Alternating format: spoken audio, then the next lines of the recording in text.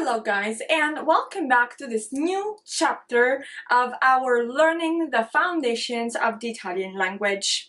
Today we are going to discuss work and how we can describe, first of all, our work, then how can we use that to say basic things about our routine. So let's start. The first point of this lesson is understanding how we actually call certain jobs. And I'm going to start with a premise. Half of the jobs that we say are ending in your E, my, E, and half of it, pretty much, are ending in O. So I'm going to give you some examples. So jobs that end with O are things like un medico, a medic, meaning a doctor, okay? Not a paramedic, no anything like that, but un medico, un medico. An IT guy, un informatico, un informatico. A diplomat, un diplomatico, un diplomatico. You guys have the word diplomatic, right, in English. So, un diplomatico. A lawyer, un avvocato. Now, those are examples of jobs that end with O. Un avvocato, un medico, un informatico, un diplomatico. Now, we have other jobs that will end with E. For instance, a teacher, that is un insegnante, un insegnante. The word comes from the verb insegnare, insegnare, to teach. Teacher is insegnante. Singer, cantante. A singer, un cantante, un cantante. A doctor, un dottore, un dottore. A judge, un giudice, un giudice. A waiter, un cameriere, un cameriere. So just to recap, some of the nouns that will end with E to describe jobs are un insegnante, un dottore, un cantante, un giudice, but you could add plenty more. For instance, we will have un ingegnere, an engineer, or un cameriere. So far, I've been using un to say e, okay? And that might give you off the impression that I am using un, and therefore I'm referring to somebody who's a guy who's doing these jobs. And that's in part true. If I want to shift it to a woman doing any of this job, then I would probably say una, una. And sometimes, but not all the times, this is the tricky part of this language, I might also change my e, your e, into a. And likewise, I might change my o into a. So for instance, un avvocato will become avvocata, or some people might say avvocatessa. But this time around, you're not gonna say una avvocatessa. Reason why is that avvocato will start with a vowel. First letter is indeed A. So I'm just gonna say un apostrophe avvocatessa. And then what I do is I attach the words. Un'avvocatessa, un'avvocatessa. But if I say un dottore, that will be una dottoressa. Una dottoressa. If I'm saying un giudice, that will not change. Un giudice could be a woman, and un giudice could be a guy. So in that case, we don't change anything. Un cantante, una cantante. Again, we're not gonna change anything. un informatico, un'informatica. So in that case, we are going to change. Un diplomatico, una diplomatica. But un ingegnere will stay un ingegnere regardless. So in case of a woman being an engineer, I'm just going to add an apostrophe, which, however, will change nothing in terms of my pronunciation. Un cameriere will become una cameriera. So again, some words will change, some words won't. Some words will end in a, some other words will end with I. Yo I, my e. So far, just to recap, we have mentioned a few jobs. Un cantante, una cantante, un cameriere, una cameriera, un giudice, un giudice, un avvocato, un'avvocata, or even better, un'avvocatessa, un dottore, una dottoressa, un diplomatico, una diplomatica. Then, when it comes to jobs, we do have a third category. Now, this one is much, much smaller. Some words will end in A, and when they do so, they never change. For instance, a pharmacist, that will be un farmacista in case of a guy, but in case of a woman, I'll say una farmacista. Same goes for a dentist. Un dentista, and then una dentista. Un dentista, una dentista. The same goes for a journalist. Un giornalista, una giornalista. And the same is also true for a driver. Un autista, un autista. Now, here, you're not going to hear una autista for the simplest reason that autista is a word that starts with a vowel, and therefore we're going to just put an apostrophe. Un autista, in case of a woman, female driver. A basic way of expressing your job is simply to say io sono and then put e and then your job. So io sono un autista. Io sono una farmacista. Io sono un insegnante. Un insegnante. I could be a housewife. So I would say io sono una casalinga. Casalinga. One word. Io sono una casalinga. And so on and so forth. Now, we could kill two birds with one stone. Unfortunately for the birds, but we can. And we can make up our own sentences with the verb essere, which I'll remind you the conjugation of, and then a bunch of different jobs.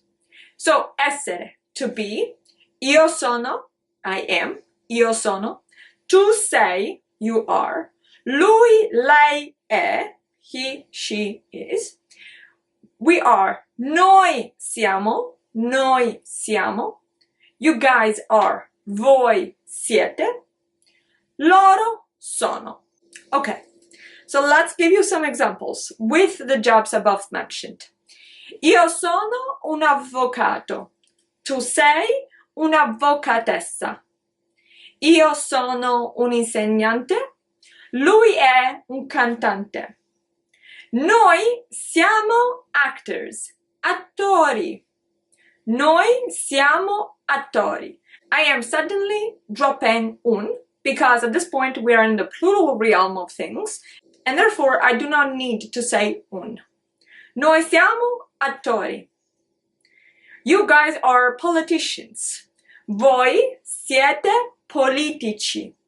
Un politico, una politica, both of them politici, or only males for that record, only male politicians, but multiple, I would say siamo o siete politici. Loro sono casalinghe. If they are housewives, then loro sono casalinghe. E voi, che siete? Where are you guys? So, again, let's write down the conjugation of essere, and then let's make up some sentences so we can learn how to say somebody's job. Now, on this topic, I'll move on and go to my point number 2. And my point number 2 for this lesson is that I can express also the same concept by using the verb to work. To work is lavorare. Lavorare. Okay? Lavoro is work, job. The verb is lavorare. Let's conjugate this together. Io lavoro. Io lavoro. I work. Tu lavori. You work. Tu lavori. Lui, lei lavora. He, she works. Noi lavoriamo. We work. Voi lavorate. And then loro lavorano. Lavorano. They work. Now, if I want to say I work, then I would say I work as a teacher, for instance. Io lavoro come insegnante. Io lavoro come cantante. Io lavoro come specialista. That's a word that never changes. Specialista di marketing. So, I'm in marketing. Come specialista di marketing. Io lavoro come ingegnere. Io lavoro come ingegnere. I work as an engineer. Okay? And you see that here, after come, I do not need any article. Io lavoro come giudice. Now, these expressions are way less used than io sono, un, and then whatever is your job. But they are more used when you don't have a specific traditional title. So if your title is in the IT world or in business, and sometimes it is more convenient, I work in. So we could do the same and say, lei lavora in finanza, in the financial word, in finance. Lei lavora in finanza. Voi lavorate in medicina, whatever is your job. You could be un infermiere, una infermiera, that's a nurse. Infermiere, guy. Infermiera, woman. Or you could say, io lavoro in marketing. Io lavoro in business. Io lavoro in banca. Io lavoro in una corporation, corporazione. Io lavoro in azienda, company. So for company, guys, we have a bunch of different terms. We have compagnia, azienda, multinazionale, which is usually a corporation. And then we have ditta. Now, ditta, you need more to produce actual stuff, material stuff. You wouldn't say that for an IT company, for instance, okay? Io lavoro in una ditta. Ditta di divani, couches. Okay? So, make up your own examples and use these expressions. Now, third and last point for today. I might want to describe when I start and when I finish my work. So in that case, I would need to use two verbs. One is iniziare. Okay? Iniziare, same of cominciare. They both mean to start. They are completely interchangeable. Okay? So let's use iniziare. Io inizio, tu inizi, lui, lei inizia. Noi iniziamo, voi iniziate, loro iniziano. Okay, initiate. That's the easiest one probably. But you also have commands, right? When you commands, start doing something. Io comincio, tu cominci, lui, lei comincia, noi cominciamo, voi cominciate, loro cominciano. Now, very simply, what we're going to do here is to make some examples. I want to say I'll start at 8. Io inizio alle 8. Tu inizi alle 9:30. And half. Okay? Tu cominci alle 9:30. Lui comincia alle 10:35. So here, because I can say half plus 5 minutes, right? I will need to say 35. Alle 9:35. Noi iniziamo alle 10 meno un quarto. Now if I say meno, that's minus. So it's a quarter to 10. 10 meno un quarto. Okay? Let's do the same practice, but with a different verb. The verb we're going to use now is to end, to stop working for the day, okay? To finish the working day. That verb is finire, finire. This is a little bit of a tricky verb. It is what I would classify an isk verb because to the root you have to add isk. That is true except for noi and voi. So let's see how we conjugate these verbs. Io finisco. Tu finisci, soft. Lui, lei finisce, soft. Noi finiamo. Voi finite. Loro finiscono. So you see here, I have added isk to all the persons except for noi and voi. Problem is, for tu and lui or lei, the isk is not going to sound isk, but it's going to sound ish. Why? Because I and e are soft vowels. Okay? So I will need to say isci, tu finisci, lui, lei finisce. Okay? Now, again, let's make a few examples together. Io finisco a mezzanotte. Tu finisci alle 5:30. Lui finisce alle 6:15 and a quarter. Alle 6:15. I could also say lui finisce alle 18:15. That's the same thing. Alle 18:15 or 6:15. Lui finisce alle 7:15. 15 to 7. Noi finiamo tardi. We finish late.